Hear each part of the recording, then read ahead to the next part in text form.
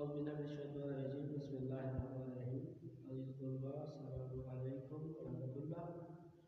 امید ہے آپ سب ٹھیک ہوں گے اور اپنی پڑھائی پہ دھیان دیے ہوئے ہوں گے. آج میں آپ کے لیے جو ویڈیو بنا رہا ہوں یہ میٹرک کے سال ڈیوائڈ 10ویں کلاس کے دوسری غزل جگر مراد آبادی صاحب کے حوالے سے ہے. میرے پہلے 2 لیکچر حسن روحانی کی غزل کے اپلوڈ ہو چکے ہیں. اگر آپ نے وہ ابھی تک نہیں دیکھے تو آپ دیکھ سکتے ہیں. چلیں لیٹس سٹارٹ، شروع کرتے ہیں. جگر مراد آبادی کیوں کہلائے. آپ اگر کتاب کے بایو ڈیٹا کو یعنی کہ جگر مراد آبادی کا جو بایو ڈیٹا کتاب کا دیا گیا ہے بیٹا اسے کھول کر پڑھیں تو وہاں پر لکھا ہوا ہے کہ وہ مراد آباد کیونکہ رہتے تھے اس لیے مراد آبادی کہلائے. آپ 1890 میں پیدا ہوئے اور 1960 میں فوت ہو گئے. آپ نے حج بھی کیا اور رسول اکرم صلی اللہ علیہ وسلم خاتم النبیین کی عقیدت میں گلدستہ ہائے نعت بھی لکھی.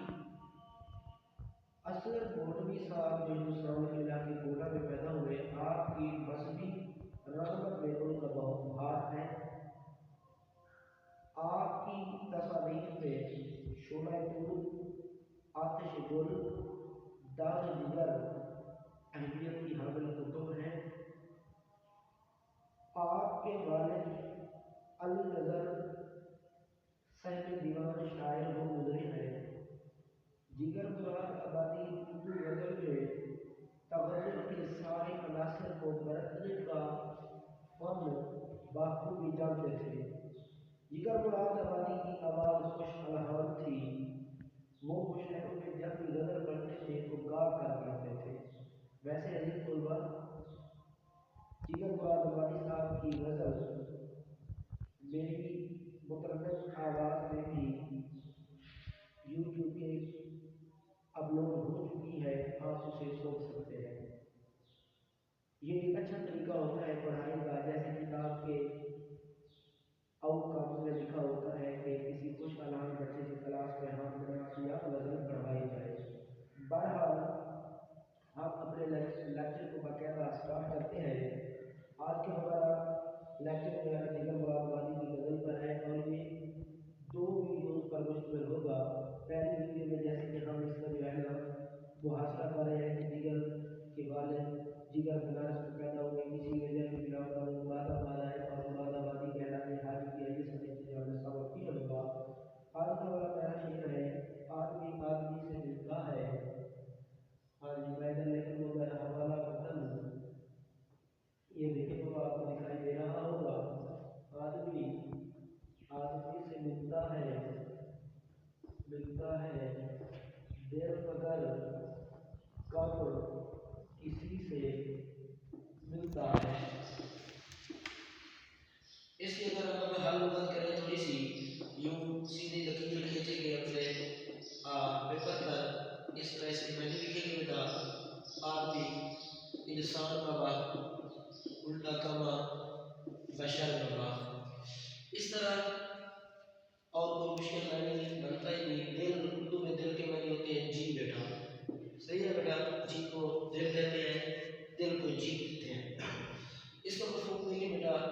مفہوم کا لفظ برکت کے ساتھ نکلا ہے اور باقی ورڈ ہے الفاظ ہے وہ پین کے ساتھ نکلے ہیں. انسان معمولات زندگی میں ایک دوسرے کے ساتھ باہم میل جول رکھے ہوا ہے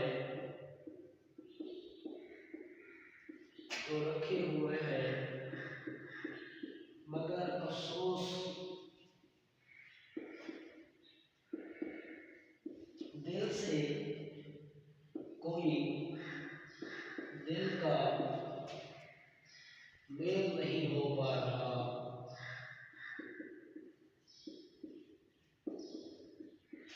ये हमारा हो गया बेटा मफहूम। अब इसके बाद हम लिखेंगे तशरीह बेटा। जैसा कि आपको पता है कि उर्दू गज़ल या नज़म इसके एक शेर की तशरीह आप 2 सफ़े की करें। उसमें आप हर शेर के हवाले पर 2 एक शेर में तशरीह जब करें तो हवाले के शेर में मरकज़ के साथ मुहैया करके इकला ठीक हो, लफ्ज़ ठीक हो। अब आप यहाँ से शुरू करेंगे तशरीह के लफ्ज़ शेर को। इससे पहले आप थोड़ा सा शायर का बायोडाटा दे दें जो मैं अभी पढ़ रहा था। अली ज़ैन के वाले का नाम से दीवान शायर शुरा है तो नाम दीवार का सुनिया की कुतुब है असल कोई सामने बदल की काफिल को जाना फिर नशाओं बढ़ाया वगैरह वगैरह हमने समझे। ठीक है बेटा। अब हम ये लिखेंगे कि तशरीह के लफ्ज़ शेर के अंदर हम ये 2 दीवारें लिखने के बाद शायर की जो उसके बाद जो है ना सेकंड दीवान शायर थे अली ज़ैन ये बात वैसे इनका नाम तो असल है जिगर वाले बड़े साहब का आपको पता होगा उनकी क्या बात सकती है वो जो है ना अपना क्या था इनका नाम इनका असली नाम जो बेटा वो अली ज़ैन। ठीक है बेटा। अच्छा तो कहते हैं कि आपको पता है एक शायर जो होता है वो इंतहाई सेंसिटिव होता है, वो इंतहाई हसास आदमी होता है, वो जो वगैरह का होता है, उसे इंसानी रवैये अगर सही ना हो वो इस हाल को बर्दाश्त नहीं कर पाता। मैं अगर आपको मेरे सामने मौलाना अफजल का एक शेर है मेरा, जानवर उल्टा कमा बेटा आदमी फरिश्ता खुदा। जानवर आदमी क्या आपको दिखाई दे रहा है उल्टा उल्टे उल्टे दोनों डाले हैं ये अलग अलग लफ्ज़ है बेटा। जानवर आदमी फरिश्ता खुदा। आदमी की है सैकड़ों किस्में। ये तो अंदाज हमारी तशरीह है। आप इस तरह इसको इधर करके थोड़ा सा स्पेस डाल के बेटा शायर का नाम भी लिख सकते हैं। अंदाज से हाल लिखे आपकी मर्जी, सिर्फ हाल लिखे बेटा आपकी मर्जी। दुनिया में ऐसे इंसान है कुछ की जानवर जैसी आदत है, जानवर जैसा लड़ना, दंगा फसाद किए रखना, कुछ की आदमी जैसी सिफत है, यानी कि वो अच्छी खसूसियत के मालिक है। और कुछ आदमियों में भी कुछ न कुछ अगर अल्लाह सुब्हानहू से फरमाते हैं मसाइल है वो फरिश्ता से है। याद रखना आपने इस शेर की तशरीह की जब इतनी शुरू कर देंगे तशरीह आपने उसी शेर की कर ली है जस्ट आपको समझाने के लिए है और फिर कभी आपने याद करके लिखना भी है। ठीक है सही जानवर है जी। अगर जानवर भी फिर आदमी है, आदमी से भी आला को कहा फिर वो फरिश्ता हो गया, फरिश्ता ये फिर खुदा है नहीं है ये खुदा जैसी सारी सिफात उसके अंदर है। अगर ये चारों सिफात होती है फिर आदमी में सारी किस्म वो अगर काटने वाला है दुख देने वाला है तो सांप भी हो सकता है वगैरह। बहरहाल तो शायद कहते हैं कि इंसान मैं आपको कहूँ अपना मिर्ज़ा हसन गालिब का शेर है आपको सही कर देता हूँ। मिर्ज़ा हसन गालिब का शेर है कि बस दुश्वार है हर काम का आसान होना, बस के दुश्वार है हर काम का आसान होना, आदमी को भी मुयस्सर नहीं इंसान होना। ये देखा जाए तो वैसे सारे हम आदमी हैं, आदमी को इंसान बनने के लिए यानी आदम से इंसान जिसमें इंसानियत है जिसमें अखलाक है वो बनने के लिए अल्लाह ने दुनिया में उसको इंतजाम के लिए भेजा है। ठीक है मेरा इस आपकी जरूरी साहब की बात है जो वो रस्म है आपके कौमी वाले सारे गहरे आपके कौमी शायर है बेटा जिनमें शाह इस्लाम जैसे खूबसूरत को और इस्लामी भाई को यार आप तोहफा का लेकर दिया गया और एक तरह से वो उनका शेर है कि अपना दौरे हाजिर के इब्न आदम में हम सारी बात ही आदम की है ना इब्न आदम में आदमी पालन की कोई बात नहीं, आदमी पालन की कोई बात नहीं। यदि हम सारे इंसान से बने बैठे हैं लेकिन इंसान सिर्फ आदम के हुलिये में आदम की हैत में शेप शक्ल सूरत में पैदा हो जाना इंसान नहीं है। इंसानियत का एक बहुत बड़ा मुद्दा है, इंसानियत कोई चीज़ ही और है बेटा। तो जो है इस चीज़ का बहुत क्या है तो रब है कि आदमी तो एक दूसरे के साथ गुजारा मिल रहे हैं लेकिन दिल में बोझ है, दिल में दुश्मनी है, दिल में कीड़ा रखे हुए हैं, एक दूसरे के खिलाफ मुनाफत और जहर उगली जा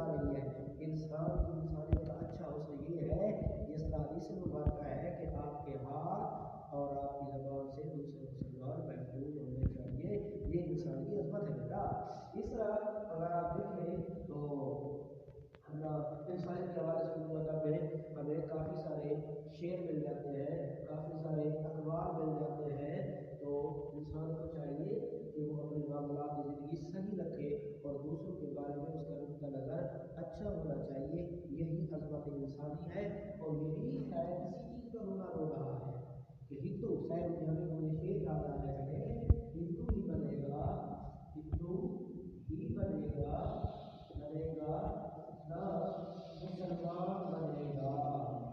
इंसान की औलाद है, इंसान की औलाद है, औलाद है, इंसान बनेगा। ठीक है बेटे, इंसान तो कब बनेगा, सबसे दुनिया में सबसे बड़ा जो मजहब है वो इंसानियत का मजहब है। ठीक है बेटा, तो मुस्लिम ईसाई ये बड़े मजहब नहीं है बेटा, दुनिया में सबसे बड़ा मजहब जो है वो इंसानियत का मजहब है। तो इंसानियत इख्तियार करें, यही इसका जो है ना लेसन है बेटा। तो मैं अब जो है ना ये बदला था पहला शेर बेटा, अब इसका मैं बकायदा दूसरा शेर आपको पढ़ा रहा हूँ। इसको अच्छे तरीके से लिखे, आप अपनी कापी पर भी इशारों को नोट बच्चे कर सकते हैं। दूसरा शेर है बेटा, भूल जाता हूँ मैं सितम उसके वो कुछ सादगी से मिलता है। भूल जाता हूँ मैं सितम उसके वो कुछ इस सादगी से मिलता है। अब अगर आप हल मत करें बच्चे तो इस तरह अल्फाज मैं लिखूंगी बाबा, और इधर आ जाएगा भूल जाना, इधर होगा फरामोश करना। ठीक है बेटा, फरामोश करना, फिर इधर होगा लफ्ज सितम, लिखे जरूर बेटा, सही है ना। और सादगी क्या कहेंगे बेटा, सादगी को हम लिखेंगे अपना सादापन, सादापन जी बिल्कुल सादापन लिखेंगे बेटा। मफहूम देखे शेर करना, ये बात करके साथ लिखा बेटा। अब यहाँ से मेरा कलर शुरू होगा, मेरा महबूब जब मेरे सामने आता है तो वो मुझे इंतहाई मासूमाना लहजे में मिलता है। उसकी बातें इंतहाई सादा होती है। मैं अपनी जात पर उसके बदल तक भूल जाता हूँ। ये है मेरे महबूब की सादगी। आगे हम विदाई लगाते हैं, ठीक है बेटा, ये सादगी इसे सादगी कहते हैं। इट इज सिंपलिसिटी, ये सादगी है। अब हम बेटा तशरीह करेंगे इस शेर की, जिस तरह हमने पहले शेर मतलब किया बेटा। तशरीह में आप इस तरह करेंगे कि मदरजा बाला ऊपर लिखा हुआ है, बाला होता है बेटा, और जेर वाला नीचे होता है, मुदरजा जेर जिस तरह करते हैं बेटा। मदरजा वाला शेर वही लिखेंगे थोड़ा सा गुजर रहे हैं शायर के अली नगर इनके बाद में है, और इनके अब्बा जान साहब दीवान शायर है, जिगर मुराद वाली बादशाह बड़ी सिकंदर है, वो बनारस में पैदा हुए। उनका खानदान किसी वजह की बिना पर बनारस से मुरादाबाद आबाद था, वो जिगर मुरादाबादी कहलाए। उनकी सोबत जब अपना बड़ी उनका रिश्ता बना दोस्ती का अपना असगर नूरवी साहब से, जिन्हें उर्दू में तसव्वुफ के हवाले से अच्छा करता जाता है, फिर वो भी अच्छी साइड पर आ गए और उन्होंने अल्लाह और नबी के साथ वालिहाना मोहब्बत का इजहार अपनी नातुन वगैरह किया। ठीक है बेटा, तो आइए बकायदा इस दूसरे शेर की जो है तशरीह की तरफ बढ़ते हैं। कहते हैं जी सादगी बड़ी चीज़ है। वाले में एक शेर है बेटा, आप सादगी के हवाले से लिख सकते हैं। इस सादगी में कौन बरकत जाए खुदा, बरकत जाए खुदा, लड़ते हैं और हाथ में तलवार भी नहीं, लड़ते हैं और हाथ में तलवार भी नहीं। इस शेर के अंदर जो मैंने हवाले के लिखा है बेटा, वैसे मैं अपने महबूब की आंखों की बात कर रहा है शायर कि मेरे महबूब की जो दो आंखें हैं ये तलवार की तरह तीखी और तेज है, जो ही उठाता है मेरे दिल पर कारी वार करना शुरू कर देता है। ये उसकी सादगी के बारे में है। हम हमने शेर भी तो सादगी के बारे में लिखा है ना बेटा। इसके बाद आप दूसरा हवाले में शेर थोड़ी सी तशरीह लिखें, 7-8 लाइनें पहले के साथ नसर में लिख लें, जैसे मैं अभी बात कर रहा हूँ उसे हम नसर कहते हैं बेटा। इसके बाद आप जो है ना दूसरा शेर हवाले में लिख सकते हैं जो कुछ इस तरह का बनेगा बेटा कि अपना साल सलीकी का शेर है, ये तो शेर था बेटा गालिब का, सही है ना, अब नया गालिब लिखा था। तो साल सलीकी का शेर है बेटा, हाय हाय आदाबे मोहब्बत के तकाज़े सागर, ये सागर नहीं आ गया, ये इसका तखल्लुस। हाय आदाबे मोहब्बत के तकाज़े सागर, लब हिले और शिकायत ने दम तोड़ दिया।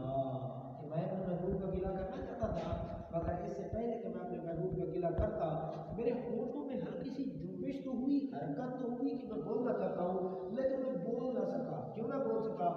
इसके शायर क्या करता है, कहता है ये भी बहुत अच्छी बात है कि यार मैं बोल ना सका। वजह क्या है? वजह ये है कि मैं अगर अपने महबूब का गिला कर देता तो ये इश्क की और वो मुझ जैसे आशिकी और बाकी जो उशाक है, आशिकी जब है बेटा उशाक, ठीक है ना, बाकी जो उशाक है उन सब की तौहीन होती। इस तौहीन से बचने के लिए उसने कहा कि मैंने अपने महबूब का गिला नहीं किया। और यही बात यहाँ पर है, ये उर्दू की क्लासिकल गज़ल का भी ख्याल हो सकता है।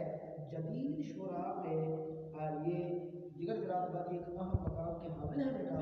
ये जदीद गज़ल में आकर माजी की बात कर रहे हैं। माजी की गज़ल में क्या होता था, वो महबूब के हुस्न को एक ताजमहल से तशबीह देकर, जिस तरह एक महल है उसका बादशाह है, जैसा हुक्म में लिया पर अपने खातून पर, योनियों पर, हाँ जी, सिपा सलारों पर, नीचे गुजरा वगैरह पर चलाता है। इस तरह हसीर महबूब भी अपने आशिक पर मुख्तलिफ तरीकों के हुनर आजमाता था, कभी किसी तरीके से। तो शायर यहाँ पर यही कहता है कि मेरे महबूब ने मुझ पर सितम तो बहुत किए हैं, अजियत मुसीबत मलामत बलाएं, ठीक है बेटा, ये नीचे हो जाएंगे, आगे भी जैसे देख सकते हैं।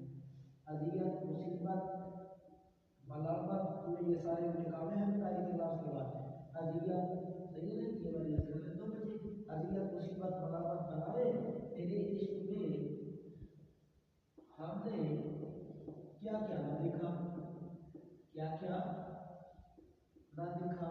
कि भाई तेरे इश्क में हमें बहुत कुछ देखा है, अजियत तकलीफ मुसीबत फिर तकलीफ, तकलीफ के बाद तकलीफ, फिर लोगों के ताने में ये सारी मुसीबतें मुझ पर पड़ी, ये सारी मुसीबतें मैंने तेरे इश्क में देखी है। यही इश्क है कि अपने महबूब का गिला ना करें। अपने महबूब का अगर गिला करते हैं तो वो इश्क की बिराज नहीं रहती। आशिक को चाहिए कि वो साबिर और शुक्रगुजार रहे, और महबूब को मिलने वाले गम भी अपने ताल्लुक, यानी खुश होना चाहिए उसे कि मुझे कोई गम दे रहा है, ये भी ताल्लुक की एक निशानी है।